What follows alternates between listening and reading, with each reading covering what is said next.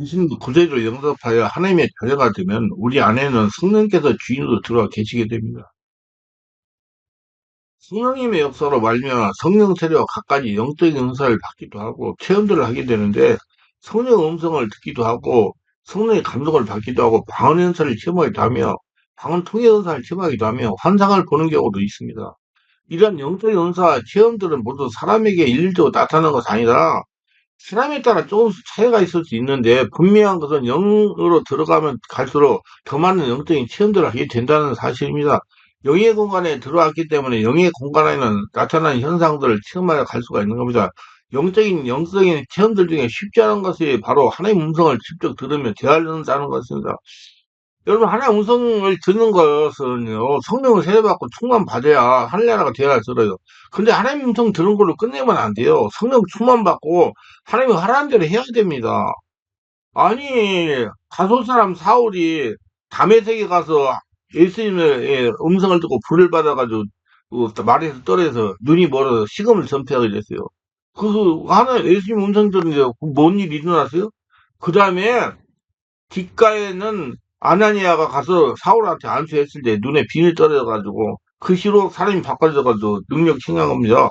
그렇기 때문에 예, 예수님의 음성 받았다고 되는 게 아니고 이제 성령 충만해야 돼요. 성령 세례 받아가지고 성령은 하나님 음성을 직접 듣는 경우들이 나오긴 하지만 그것이 흔히 일어난 게 아니었고 아무나 체험할 수 있는 것도 아니었습니다. 그만큼 하나님 앞에 합당한 사람들이 하나님의 음성을 직접 들을 수 있었고 그 중에서 극히 소수만 하나님의 음성을 비웠습니다. 오늘날 하나님은 믿는 사람들 중에 하나님의 음성을 직접 듣는다고 대화했다고 말하는 사람이 흔히 나오는데 그 중에는 신이 하나님의 음성을 들은 사람도 간혹 있겠지만 성경 역사의 교회 시대는 지금은 성경에서 하나님의 계시 뜻을 알게 하거나 깨닫게 하는 경우가 많습니다. 감동을 주신다는 얘기예요. 저는 가끔 듣기도 해요. 음성을 듣기도 했는데 감동을 많이 듣고 보증 역사를 많이 인도를 해요. 때로는 천사를 통해서 말씀하시기도 합니다. 이 천사는 사람들 말하는 거예요. 주변에 있는 사람들, 하나님의 사람들. 또한 사단의 역사를 받는 경우도 있기 때문에 성령의 역사한 가운데 영적인 체험들을 해나가는 것은 중요하지만 반드시 영적으로 앞서 있고 먼저 그 길을 체험해 나간 사람들이 바른 길을 갈 수 있도록 인도해 주는 것이 필요합니다. 오늘 아브라함이 이상 중에 하나님과 교통하는 것이 나오는데 성도들 중에 어떤 것이 환상이 어떤 것이 이상인지 구분할 수 있는 분이 많지 않을 겁니다. 물론 오늘날 대부분 사람들이 체험하는 것은 환상 쪽에 가까운 것이 많지만 어떤 경우는 아브라함처럼 이상을 보고 환상으로 아는 경우도 있습니다. 그렇다면 이상과 환상의 차이는 어떤 것일까요? 먼저 두 가지 현상은 모두 다 하나님께서 육의 공간 속에 영의 공간의 문을 여심으로 순간 영의 공간에 들어가면서 나타나는 현상이라는 공통점을 갖고 있습니다. 또한 영의 눈과 영의 귀를 열어 보고 듣게 하시는 체험적인 현상들 다 둘 다 비슷하지요. 하지만 이상과 환상은 영의 공간을 얼마나 넓게 좁게 활용하여 펼쳐주느냐 하는 차이점을 가지고 있습니다. 이상은 환상에 비해 상대적으로 영의 공간이 좁게 활용하여 나타내 주기 때문에 이상을 통해 역사하실 때는 많은 것을 보여주시거나 느끼게 하기보다는 음성을 통한 대화 형식으로 역사합니다. 근데 소리는 들리는데 밖에서 들리는 게 아니라 내 안에서 들려요. 내 안에서. 다른 곳을 알아봐라. 앞으로 영성이 이렇게 내 속에서 들려요. 이게 공간 안에 영의 공간이 펼쳐지면서 빛으로 둘러지고 그 속에서 음성이 들리는 겁니다. 여러분 음성이 안 들린다고 자꾸 하시는 분들이 있는데 아직까지 내가 하나님 나라가 되지 못하고 성령으로 충만받고 걸어다니는 성전이 안 됐기 때문에 그래요. 그러니까 성령 충만받는 걸 많이 노력하고 하나님 성전 되려고 노력하는데 기도를 많이 하고 그러면 들려요. 필요할 때 들려주세요. 물론 아브라함이 체험한 것도 육의 공간 안에는 영의 공간의 문이 열리면서 아브라함이 순간 영의 공간에 들어가게 되었고 아브라함이 피지로 들리는 상태에서 피 가운데 들려오는 음성을 들은 겁니다. 그 음성이 분명 하나님의 음성이지만 이때 하나님께서 친히 임재하셨거나 아브라함이 하나님의 형상 본 것은 아니며 하나님께서는 피 가운데 머금고 계신 소리로서 아브라함이 역사하신 경우입니다. 그리고 이때 빛으로 들려지는 모습이나 빛 속에 들려오는 음성은 주변 사람들이 다른 사람들이 보거나 들릴 수 있는 것은 아니며 오직 자신만이 보고 들릴 수 있는 것이었습니다. 그래서 뭔가 이상을 보고 있을 때 주변에 다른 사람을 볼 때 마치 기도하고 있는 것처럼 보이지만 느낌은 받게 됩니다. 사도 바울도 주님을 담에색에서 영접하여 주님의 음성을 들을 때도 주변 사람이 그렇게 느꼈던 것을 볼 수 있습니다. 소리는 못 들어도 느꼈어요. 반면에 환상은 이상에 비해 활용되는 영의 공간이 더 넓다 할 수가 있습니다. 육의 공간 속에 영의 공간이 문을 여시는 것은 이상으로 역사하는 경우가 동일하지만 환상의 경우는 어떤 것을 친히 보고 만지듯 친히 그곳에 가서 경험하듯이 역사해 주십니다. 그래서 환상, 뭐, 동영상 같이 보여요. 영의 공간을 여러 형태와 여러 각도에서 볼 수 있게 하시는 것입니다. 입체적으로 보게 하신다는 거예요. 동영상 같이. 오늘 말씀은 첫째 하나님께서 환상 중에 임하셨습니다. 하나님 말씀이 환상 중에 아브라함에게 임하였는데 환상이라는 것은 이게 영적인 상태라는 얘기예요. 자기 자연력을 초월한 하나님의 계시 전달 방법 일반적으로 꿈이나 비몽사무가 아니라 황홀한 상태에 주어지는 경우가 대부분이지만 아브라함은 현실적으로 특별한 경우를 임재하셨습니다. 비몽사무간에 황홀한 중에 이제 내 말을 들어라. 너희 중에 선지자가 있으면 나 여호와가 환상으로 나를 그에게 알리기도 하고 꿈으로 그와 말하기도 하거니와 내 동서는 그렇지 아니하니 그 내 원죄의 충성함이라고 민수기 시작 6절 7절. 모세는 하나님을 대면한 사람이에요. 대면해서는 하나님이 모세는 대면하신 것 같이 아브라함도 정상적인 정신활동을 하면서 그의 감각 기능을 통해 하나님께 전달되었던 것입니다. 당시에 아브라함은 영적 침체에 있었대요. 조카 롯과 그의 가족을 구원할 목적으로 적을 용감히 무찔렀으나 그제에 찾아간 컷달과 공포가 그를 엄습했기 때문입니다. 하나님 백성은 위기를 당하면 영적으로 정신적으로 대단한 위력을 발휘하지만 그 순간이 지나고 나면 쉽게 육신적으로 인간적으로 돌아가는 경우가 많아요. 그래서 저는 기도를 많이 합니다. 끝나고 나서도. 아브라함이 목숨을 걸고 구해준 롯은 신앙을 회개하기도 하지 않은 채 다시 소돔으로 들어갔고 함께했던 사람들 다 흩어지고 나니 그의 마음이 괴로웠던 것입니다. 영적 자질을 고민하고 있는 아브라함에게 하나님은 두려워하지 말라 하시면서 나는 내 방패여 너희 지극히 쓴 상급이라고 말씀하셨습니다. 아브라함의 고민을 잘 알고 계시는 하나님은 두 가지 문제를 동시에 해결하셔 주셨던 겁니다. 첫째로 내가 너의 방패라고 하신 말씀을 그 어떤 상황, 즉 위험이나 한란이나 전쟁이나 살려 폭풍이 몰아친다 하더라도 하나님이 앞에서 보호하고 피난처가 되어 주신다는 겁니다. 여러분 피난처가 보호가 되십니다. 이스라엘아 여호와를 의지하라. 그는 너의 도움이시여 너의 방패시로다. 아론의 집이여 여호와를 의지하라. 그는 너의 도움이시여 너의 방패시로다. 여호와를 경외한 자들아 너의 여호와를 의지하라. 그는 너의 도움이시여 너의 방패시로다. 방패 막아주는 거. 적군이 제 침략에 대한 하나님의 강력한 메시지 하나님께서 친히 아브라함의 방패가 되어주신다는 말을 해결했습니다. 그러면 동방에 사하고 연합군인 침공 따위는 더 이상 겁날 것이 없었어요. 하나님 방패가 되시니까. 두 번째로 내가 너를 지극히 큰 상급이라 하신 말씀은 아브라함에게 약속하신 축복, 즉 땅과 민족과 복에 대한 언약은 변함이 없다는 말씀입니다. 하나님은 상을 주시는 분이 동시에 그분의 자신의 상급 그 자체가 되십니다. 하나님이 상급이라니까 여러분 하나님이 충만해지면 되는 거예요. 자손과 분기마저 모연해지는 것 같은 심리적 감동을 느끼는 상황에서 아브라함은 상급 대차 확인하면서 그 활력을 얻었던 겁니다. 여러분 하나님이 주인 되면 여러분 상급이 여러분 안에 주인제가 계시니까 상급보다 잘 풀리는 거예요. 주와여 즉 하면 아도나이 여호와입니다.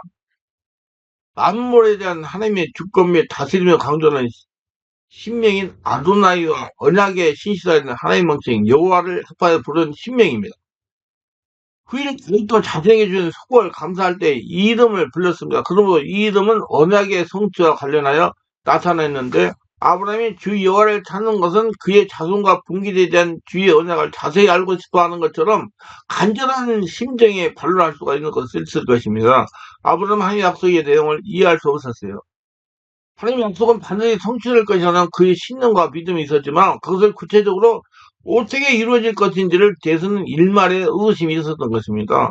무엇을 내가 주시랄까 하니까 나는 자식 없사니 나의 상주한 다메섹의 사람 엘리에셀이다. 아브라함이 자기 집에서 태어나고 자란 가장 신임 있는 종 엘리에셀을 후계자로 지목하고 있었는데 하나님은 언약은 성급하게 인간적인 방법으로 이루어 한 겁니다. 이 뜻을 가지고 하나님의 뜻을 이루려고 한 거예요. 이는 하나님의 뜻을 완전히 이해하지 못한 그의 섣부른 판단에 비롯되었습니다. 성도는 약속을 바라고 기다리는 인내가 가장 중요하고 필요합니다. 내 집에서 길린 자가 내 상속을 줄 것입니다. 아브라함은 자기 친족도 아닌 이방인 남에색 사람 종 자식인 엘리에셀을 양자로 삼아 재산을 양도해주고 노를 의탁을 했습니다. 아마도 조카롯이 있었다면 그를 후계로 삼았을 것이니 이제 세족은 더 이상 건들 수가 없으므로 이런 결정을 내렸을 겁니다. 그러나 아브라함의 이 결정은 그가 애굽에서 실수 후에 또 한 번의 불신앙의 모습으로 드러난 것일 뿐만 아니라 그 후손으로 오실 메시아를 염두에 두지 않은 불경건한 처사였다고 할 수 있습니다. 내 몸에서 날짜가 내 상속자가 되리라 하시고 하나님의 약속의 자녀는 셋, 노아, 셈, 아벨, 아브라함으로 이어지는 경건한 신앙 계보를 이탈하지 않는 자손으로 이어져 가기 때문에 하나님은 아담에게 여자의 선 약속을 하시고 믿음의 계보를 세워주셨습니다. 그렇다면 아브라함은 자신의 몸에 태어날 경건한 후손을 위해 기도하고 간구해야 되는 것입니다. 아무리 신체적으로 늙어가고 인간적인 생각으로 자식을 기대하기 어렵다고 할지라도 하나님의 구속 역사를 바라보는 영안이 열려야 되는 것입니다. 무뼈를 셀 수 있나 보라. 아브라함이 이상의 환상이나 꿈이나 현실이라는 것이 확실하다. 하나님은 자신을 믿지 못하는 아브라함을 향해 하늘을 보고 수많은 별들을 세어보라고 하셨습니다. 이렇게 하신 이유는 두 가지 깨우침을 주기 위해서입니다. 첫째로 지금 무지한 아브라함이 언젠가 그 위에서 하늘이 별만큼 많을 것을 구체적으로 제시해야 바라보기 믿게 하기 위함이었습니다. 실제로 아브라함의 자손들이 땅에 속한 사람들이 아니라 하늘에 속한 자들로서 하늘의 별들이 찬란하고 영광스럽고 아름답기를 뽐내듯이 영원한 존귀함을 잊게 될 거라는 사실을 보여주기 위해서 하늘의 별을 세라고 그런 겁니다. 그리고 우리 모두가 다 예수 믿는 하늘에 속한 자들이잖아요. 하늘의 시민권이어서 믿습니까? 우리 대단한 사람들이요. 하나님이나 시민권이 있었기 때문에. 이 사실은 아브라함의 후손으로 오신 바람의 왕 대신 예수 그리스도와 그의 교회를 통해서 온전히 성취되어 있는 것입니다. 아브라함이 여호와를 믿으니 믿다에 해당하는 히브리어 아마는 계속해서 꾸준히 신뢰하다는 뜻입니다. 여호사 왕이 야시엘의 선지자 말을 듣고 하나님의 말씀을 믿은 바로 그 믿음입니다. 이는 어떤 대상에게 자신을 끝까지 의지하는 마음의 상태를 말하는 겁니다. 참된 신앙이란 일의 형편과 무관하게 무조건 그 일을 주관자가 되신 하나님을 의지하는 겁니다. 아브라함은 내 몸의 날짜가 내 상속가 되리라고 하시는 말씀을 전적으로 의지했으며 이미 계시된 여자의 우선 메시아에 대해서도 신앙하였습니다. 나아가 메시아를 통해서 그의 후손이 하늘 별과 같이 많을 것을 믿은 것입니다. 믿음을 순간적인 감정에 대해 흉동적인 일이라는 것이 아니라 어떠한 충격에도 흔들림 없이 지속적으로 의뢰한 전폭적인 신앙이었습니다. 요즘 이런 그의 의로 여기시고 의라는 말은 체카타라는 생각이나 행동이 하늘과 일치하는 상태, 즉 타락 이전에 인간의 상태를 가리키는 말입니다. 그래서 여러분 뭐든 여러분 성령을 충만받고 성령이 집에 타놓고 거래한 성제들은 하나님의 말과 생각이 똑같아야 된다 그 말이에요. 이 말을 문자로 해석하면 하나님이 아브라함을 아담의 범죄 이전의 상태로 인정하셨다는 말입니다. 그러니까 아브라함은 하나님 만나도 안 죽어요. 죄인이 아니니까. 타락한 인간에게는 완전히 의를 찾아볼 수 없습니다. 다만 인간은 구원의 은총에 칭의를 받을 뿐입니다. 그래서 예수 믿고 죽고 예수 태어나 예수 인생을 살 때 의가 나타나는 것. 그러면 인간의 입장에서는 의라는 말보다 칭의라는 표현을 더 많이 사용합니다. 하나님은 능동적인 의인 반면에 인간은 수동적인 의이기 때문입니다. 모든 인간은 하나님 앞에 벌거벗은 존재입니다. 오직 하나님 전입해 주시는 의의 옷을로만 그 죄악을 가릴 수 있을 뿐입니다.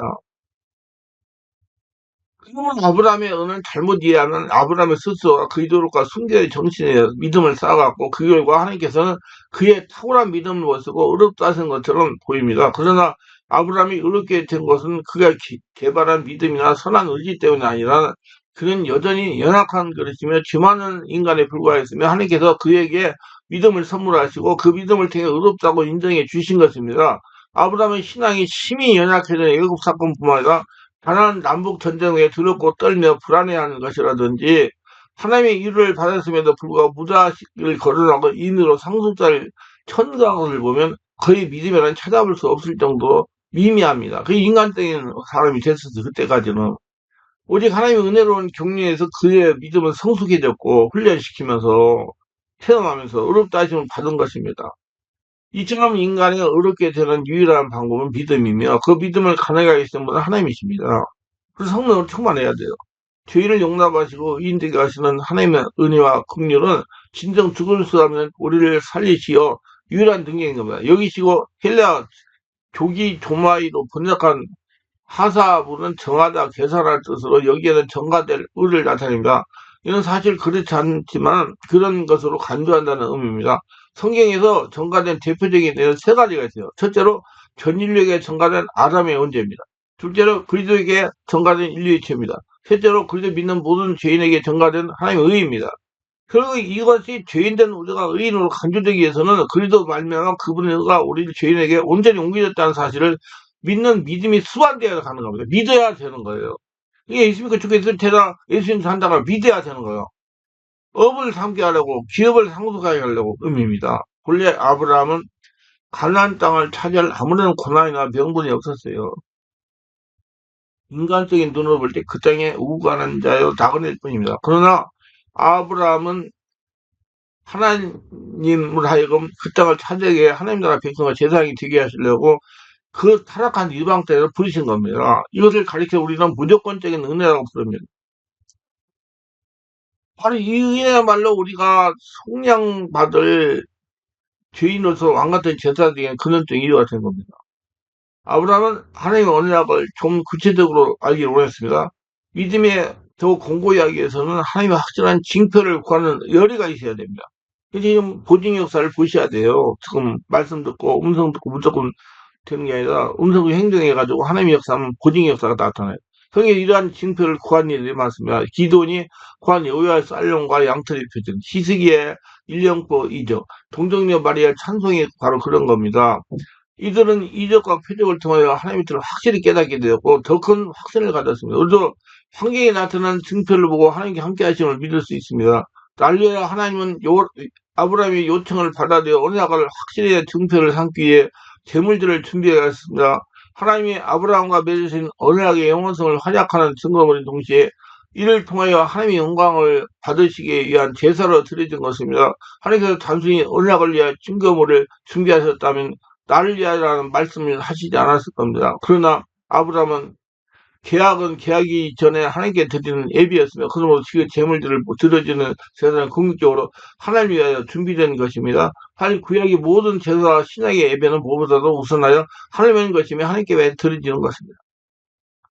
그래서 이렇게 하나님께 예배를 드리니까 귀신들이 받으려고 듣고 우리를 괴롭히는 거예요. 하나님은 비둘기를 제하고 동물들은 모두 3년 된 것을 준비하게 하셨고 희생제물은 비둘 충분히 성숙고 아름다운 가장 귀한 것들이어야 되면 특별히 완전한 수 셈의 3의 상징적인 의미에서 3년 된 희생제물을 세 종류를 준비하게 하시므로 온전히 함을 나타내는 겁니다. 그 중간을 쪼개고 마두테에 놓고 고대 근동 국가에서는 언약이나 동맹을 체결하는 일을 보증하기 위해서 시행하던 관습으로 이스라엘 민족들은 습관적으로 행했습니다.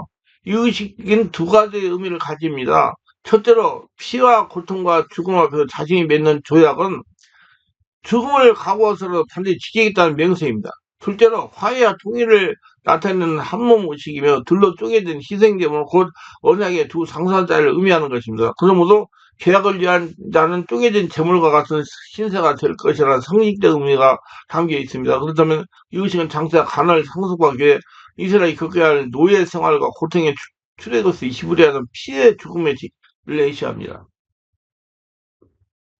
구속사적으로 의미를 볼 때 장차 영적 이스라엘에게 하늘의 가난을 보장해 주기에 예수께서 크게야 할 순환과 희생을 상징한다고 볼 수 있습니다.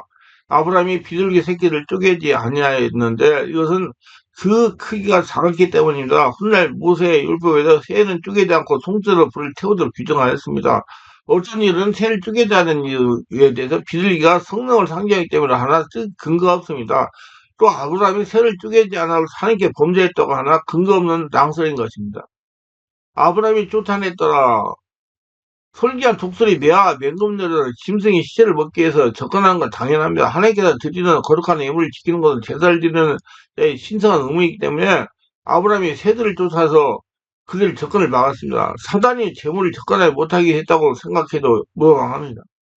근데 이 구절에도 어떤 이들은 설계 공격을 받은 재물을 장차 애굽에서 온 세계에 고난을 받은 이스라엘을 이해하며 또 설계를 쫓는 아브라함을 어떤 고난 속에서 멸망하지 않는 이스라엘을 보는 경우도 있습니다. 그리 이를 영적으로 해석하자면 하나님께서 신령한 재물을 드릴 때 긴 인내의 시간이 필요함을 깨닫게 하십니다. 그 이유는 우리가 주님의 강림하신 시간과 그때를 알지 못하며 사탄이 지부하게 신자의 헌신을 방해하기 때문입니다. 아브라함이 솔개의 공격을 지르게 막은 것 같이 우리 항상 깨어있어 주님 모습을 인내하며 기다려야 할 것입니다. 성령 충만해야. 아브라함 현명한 처지는 형식적으로 습관적인 예비를 이수하면 우리에게 좋은 귀감이 됩니다. 자, 이제 두 번째는 하나님과 행보라는 이 책이 돼요. 어떤 일에 대해서 어떻게 하기로 일이 자기하고 서로 어기지 않기를 약속하면서 구두로 혹은 공식문서 약속하는 계약이라고 부릅니다. 그렇다면 언약이란 무엇인가요? 히브리어 베리트라는 이 말은 하나님과 인간의 약속을 두루 하기 때문에 붙여진 말입니다. 깊은 잠이 임하고 해질 때 아브라함의 깊은 잠이 임하였는데 그 이상이 전날 밤 하늘의 별들이 총총히 떠 있을 때 시작하여 만 하루를 지나고 있음을 알 수 있습니다. 깊은 잠에 해당하는 히브리어 하드데마는 초자연적인 수면 상태를 말합니다. 영적인 상태. 하나님의 영으로 충만한 상태. 하나님의 하를 받으시기 위해 아담이 깊이 잠들게 하신 것과 같이 하나님의 낯을 피하여 다시를 달아났던 요나가 선창비에서 깊이 잠든 것과 동일합니다. 그러니까 정리의 깊은 임재에 들어가야 하나님의 음성이 들리고 현상이 일어나는 거예요. 그러면 잠재의식이 정리돼야 돼요. 이런 날 동안 솔개를 쫓느라 지친 아브라함이 해질머리에 피곤하여 잠이 들었는데 그의 평범한 잠을 하나님께서 초자연적으로 만들어 그를 자신의 특별계시의 수단으로 삼은 것이며 아브라함은 깊은 무아징에 몰입하였습니다. 쉽게 설명하면 육적인 의식이 없어지고 영적인 상태가 되었다는 겁니다. 큰 호감과 두려움이 그에게 임하더니 기획하면 극심한 어둠에 대한 두려움이 그에게 임했다는 사실입니다. 공포 의식을 느낄 정도로 어둠이 임하였는데 자연 상태의 어둠이 아니라 깊은 어둠, 즉 초자연적인 어둠에 그를 엄습했습니다. 이런 장차 그의 후손이 당하게 될 어둠의 역사를 미리도 큰 놀라움과 두려움 속에 떨었을 것입니다. 다시 말하면 그의 후손이 당할 애굽의 육체적 속박과 영적인 빛의 세계가 사라진 어둠의 시대라고 상정할 수 있습니다. 반드시 너는 알라. 문자적인 뜻은 알고 또 알라입니다. 명심하고 똑똑히 알아두어라 라는 말입니다. 지금부터는 하나님이 하시는 말씀을 분명히 인지하고 있으라는 것입니다. 그 내용은 아브라함의 후손들이 이방에서 계기되어 그를 섬기고 400년 동안 괴롭힘을 당한다는 것이었어요. 정확하게는 430년 산이라는 연단의 기간을 생각하면 4천년이 이해가 됩니다. 이처럼 하나님이 아브라함 후손에게 약속하신 땅을 즉시로 주지 아니하고 이방에서 3년 동안 종살이를 시키는 것은 네 가지가 있습니다. 첫째로 현재 가나안 땅의 주인은 아무리 족속의 죄악에 대한 심판을 유보하며 그들에게 회개의 기회를 주시게 합니다. 이들에게 임할 심판의 유보기간 400년입니다. 둘째, 이스라엘의 가나안 땅을 차지하여 신정국가를 형성할 수 있도록 백성의 수적 증거가 있어야 되겠나. 셋째로 아브라함의 후손들이 가나안 땅에 그대로 머물러 살게 되면 가나안의 족속과 소멸은 물론 그의 우상숭배와 더러운 정치문화 속에 빠져 거룩한 백성이 되지 못할 것이며 넷째로 애굽에서 노예로 전락하여 종살이야만 이스라엘 종족 보존과 오로지 하나님께 부르짖는 신앙의 연단 과정을 통하여 성숙한 신앙의 인격체가 될 수 있는 것입니다. 그들이 섬기는 나라가 내가 징벌할 때며 이스라엘 애굽의 연단이 끝나면 하나님께서 애굽을 징계할 다스릴 것이며 정당한 절차를 따라서 사법적 제재를 가하는 것을 의미합니다. 이스라엘의 출애굽 당시 애굽에 당한 10가지 재앙은 그들의 죄악에 대한 하나님의 정당한 심판의 행위였습니다. 하나님이 애굽 왕 바로에게 내 백성을 그 땅에서 내보내라 명령하시지만 바로가 이로 완강히 거절함으로 하나님의 요청을 거역한 죄로 10가지 재앙을 당한 것입니다. 바로가 하나님의 요청에 처음부터 순종하였다면 재앙을 당하지 않았을 겁니다. 내 자손이 큰 점을 입고 나오리라. 비록 이스라엘 430년간 노예 생활로 애굽의 채찍 아래 중도종을 당하고 압제를 당했지만 하나님은 그 같은 비극의 역사를 180도 바꿔가지고 이스라엘이 마치 애국과 같이 전쟁에서 승리한 병사처럼 많은 전리품을 거두고 당당히 추격하는 것을 시사하고 있습니다. 예언하신 거예요. 여기서 애굽 사람들에게 이스라엘 백성에게 은혜를 입게 하사 그들의 구하는 대로 주게 하였으므로 그들이 애굽 사람의 물품을 취하였더라. 출애굽기 12장 36절. 그러므로 출애굽은 이스라엘 백성의 불의한 애굽을 탈출하니라 하나님이 10가지 재앙으로 애굽을 이기고 승리하여 도무도 당당하게 행렬을 갖추고 애굽에서는 재산을 다 가지고 들게 나오는 것입니다. 할렐루야. 조상에게 돌아가 장사될 것이요 아브라함의 위에가 조상의 장지인 메소포타미아 땅으로 융기되어 안정될 것이라는 말이 아니라 하나님이 인정하신 천수의 삶을 살다가 경건한 신앙계통의 조상들이 이미 가인은 영적 가나안에 들어갈 것을 의미하는 것입니다. 이처럼 이미 가나안 땅에 살고 있는 아브라함의 이런 영적 가나안 축복이 그의 후손들에게 실제로 가나안 땅의 기업으로 주어짐으로써 아브라함에 대한 하나님의 약속은 공평하게 이루어진 것입니다. 4대 만에 당시 애굽 예수명이 100세가 넘었던 족장들 세대를 기준하여 100세를 한 세대로 본 것입니다. 이는 이스라엘의 중족 레인에서 그대로 입증되었는데 야곱의 셋째 알 레이가 1세대, 레이 아들 고아스 2세대, 고아스 아들 아브라함이 3세대, 아브라함의 아들 모세가 4세대였습니다. 그러므로 4대 만에 출애굽을 한 것이 확실합니다. 400년. 이 여러분 100살 살아야지. 한 세대가 100살이니까. 해가 져서 어두울 때 이 어둠은 사탄과 주의 예속되어 있는 흑암의 세계가 상기시켜줍니다. 상황이 좀 진전되어 밤이 매우 깊어갔으며 이 상징선 애굽에서 이스라엘 백성들의 고역이 매우 절망적인 상태에 이르렀음을 보여줍니다. 이때 아브라함의 눈에 연기가 나는 화두가 보였어요. 개혁성경에는 풀무라가 있는데 탄누르라는 이것은 불을 담기 위한 둥근 항아리 같은 것으로 화두라는 표현이 적합합니다. 이는 이스라엘 장사장을 고난을 상징합니다.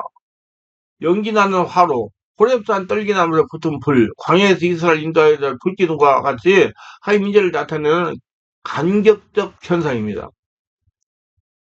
성경 애굽의 새풀무 혹은 용광도를 비유합니다. 그 풀무에 나타나신 하나님의 인재는 대적들에게 그들에게 소멸시키는 진노의 심판을 의미하며 하나님의 자녀들은 구원과 보호를 의미합니다. 할렐루야. 타는 햇불이 쪼갠고의 사이를 지나더라. 계약 당시는 쪼갠고의 사이로 함께 지나가는 것은 고대의 일반적인 계약 상식이었습니다. 그러나 아브라함과 계약을 맺으신 하나님 불꽃으로 임재하여 홀로 쪼갠 고기 사이를 지나갔었습니다. 이는 아브라함과 계약이 쌍무 계약이나 편무 계약, 즉 일방적인 계약을 보여줍니다. 하나님은 아브라함 신승 여부에 관계없이 아브라함과 맺은 언약이 하나님의 명예를 보고 친히 주도적으로 이루어갔을 것을 보여주신 겁니다. 하나님께서 흑암 중에 아브라함에게 계시했던 약속들은 이스라엘에게 운명의 객관적으로 보시한 것이나 한편으로 풀무를 보여주심으로 아브라함의 후손들이 풀무와 같은 애굽에서 연단을 받아 정결하게 될 걸 예표하시고 횃불로 나타내고 흑암 같은 애굽의 고난에서 밝은 빛으로 인도하실 것을 예표하였습니다. 그리고 횃불 언약은 풀불 언약이요 일방적 언약이며 영원한 언약을 할 수 있습니다. 이 언약은 인간에게는 약속의 이행의 능력이 없음을 아시고 하나님께서 오직 당신의 상실과 사랑의 진정으로 맺으셨음을 보여줍니다. 일곱 강에서 큰 강 유브라데까지 처음 반복된 이스라엘 분기둥이 이스라엘에게 주어진 가나안 땅의 경계가 처음부터 언급되고 있습니다. 남쪽으로는 애굽 강에서부터 북쪽은 유브라데 강 서편에는 답사에 이르는 영토의 전 지역입니다. 여기서 애굽 강이란 애굽의 저줄이긴 나일강으로 이르는 말이 아닙니다. 다른 강에서 지중해로 흐르는 애굽 시내를 가리킵니다. 여호수아 지도하에 이스라엘 가나안 정복지에는 모든 지역을 차지하지 못했고 훗날 솔로몬이 치세 때 비로소 국경이 형성되었습니다. 내 자손에게 주노니 지격하면 내 자손이 주었다입니다. 하나님께서 아브라함과 계약을 위해서 이상 이미 계약이 성취된 것이나 다름없습니다. 따라서 아직 계약이 성취되지 않았을지라도 계약이 혈액에 발생한 것처럼 말씀하십니다. 이 말은 기업이 될 땅에 대한 반복의 약속에다가 이제 인준까지 바친 계약이 완료된 상태를 의미하는 겁니다. 여기서 중요한 것은 내 자손들을 하지 않고 자손이라고 한 것에 유의해야 됩니다. 하나님께서 가나안 땅을 그리스도인에게 이미 주셨다고 선언하면서 영적 가나안은 예수를 믿고 성도로 세례받아 그저와 연합된 성도에게 주시는 겁니다. 너희가 그리스도의 것이면 곧 아브라함의 자손이요. 약속대로 위협을 이을 자니라 갈라디아 3장 29절. 곧 겐족소가 그리족소가 장차 이스라엘 차지할 땅에 살고 있는 열족속의 명단이 언급됐습니다. 대개 가나안 7족으로 표시가 되는데 여기서는 열족속으로 나타납니다. 그 이유는 가나안 족속을 모두 몰아내고 이스라엘이 완전하게 땅을 차지하게 될 걸 예표하는 것입니다. 발바닥을 밟는 데만 준다고 그랬어요. 그냥 몰아내가 아니야. 쳐서 죽이고 발바닥을 바꿔내만 땅을 준다고 했어요. 그것은 많은 분들이 자꾸 그래요. 안산반도 주인 떠나면 안 돼. 온전하게 돼야지 한다. 근데 하나님 그렇게 안 해요. 내가 감당할 만큼씩 믿음, 말씀, 성령, 은혜, 예배 다 믿음을 보면서 그만큼씩 점령해 가시는 거예요. 이는 이 땅에 죄악에 관영된 모든 족속들은 마지막 날에 모두 멸망당하고 오직 하나님 백성들, 즉 영적인 아브라함의 후손들이 그 땅을 다 차지할 것이며 영원하고 영광된 하나님의 나라를 건설하는 것으로 종말적 개념을 선포하신 것입니다. 우리 알고 우리 하나님이 이렇게 환상으로 예, 이상으로 인도를 하십니다. 필요하면. 그래서 여러분 항상 중요한 것은 성령으로 충만한 거예요. 성령 충만, 성령 충만. 하나님이 영적인 상태도 영적인 하나님이 알려주시니까 그걸 알고 자기 관리 잘하시고 내면 세계를 성령으로 충만하게 하시고 잠재의식을 자꾸 치유하려고 노력하세요. 기도하며 오늘도 제수를 끝까지 시청하시는 걸 축복하셔서 구독, 좋아요, 알람 설정 후원하신 분들을 축복하시고 성령으로 충만받아서 하나님의 이상과 꿈 환상으로 하나님의 뜻을 알고 쫓아가며 하나님의 나라를 이루는 복된 자들이 다 되게 하시고 하나님의 친히 음성을 들려주시고 알리게 하는 복된 자가 다 되게 하셔서 예수님 이름으로 기도합니다. 아멘.